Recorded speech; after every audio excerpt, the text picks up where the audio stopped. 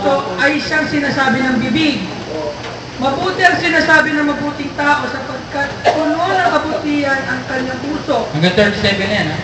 Masama ang sinasabi ng masamang tao sapagkat puno ng kasalanan ang kanyang puso. Sa 36, tandaan ninyo, sa araw ng pag-uupo, pananagutan ng tao ang bawat walang kabuluhang salitang sinabi niya. Sa 37, pawawalang sala ka o parurusahan batay sa iyong mga salita. Hallelujah. Glory to God. Bunga. So, ito po ay napaka-importanting bagay na malaman natin dahil ako po ay lumaki sa church, lumaki po ako sa squatter area sa Mandaluyong City. Ang mga bata po doon, pag nagsalita, grabe. Talagang ang lulutong magmura nun, parang chicharon. Tapos yung mura niya talagang ang linaw. Yung pala, may module sa bahay. Hindi nag-aaralan kung ano magmura. Mismong nanay at tatay ang nagtuturo or proud na proud pa sila na nagmumura yung anak nilang 2 years old. 2 years old? May mga 3 years old, naglalaro yung mga bata. Isang bata, TI ka, sasagot yung isang TI ka rin. Parang flip-top eh. Ang gusto na suto. Tang inumin mo, wag Milo. Ang gano'n eh. Putot kutsinta ka naman. Diba? Parang may gumawa nung ginaya ko, tang inumin mo, wag Milo.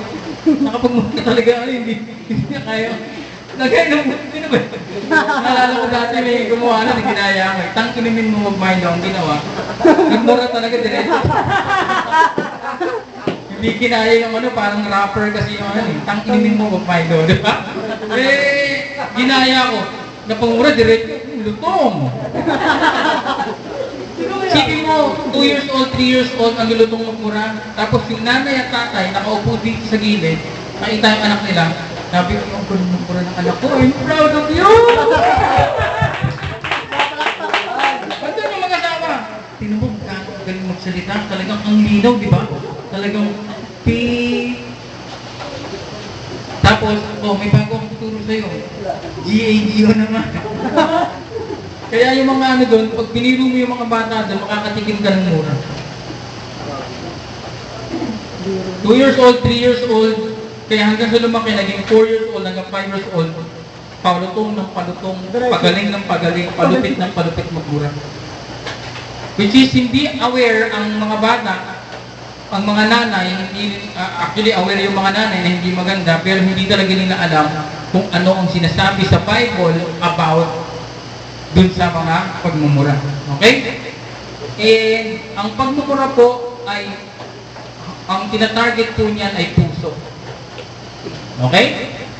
Puso po dahil lahat ng lumalabas sa ating bibig ay galing sa puso. Amen? Kaya maraming klase ng mura. Merong mura na sa English, actually ang mura sa English, ang tawag sa mura ay curse. Kine-curse mo yung taong minumura mo. Curse. Sa Tagalog, sumpa. Sinusumpa ka. Diba? Ang bata, sabihin mo tanga. Yung anak mo, sabihin mo na gano'n. Kaya mangyayari, yung anak mo lumalaki, ganun na. Parang ako, dati, abno. Ang labas ko ng bahay, abno, gusto ka na. Abno ako. Abno talaga. Tapos si Mama Rose, Pastora Rose, kita ko, poging baboy. O kaya ako, pogi pero ang dungis ko. Kasi poging baboy. Kala ko poging, ito ngayon naging poging baboy, di ba sinasabi mo lagi? Kaya nung bata ako, yun nga daw yung iniinom ko dati nung bata. Kasi poging baboy. Yung aparador, dinidilaan ko yung dingding kasi ang bango nung barnis. Atik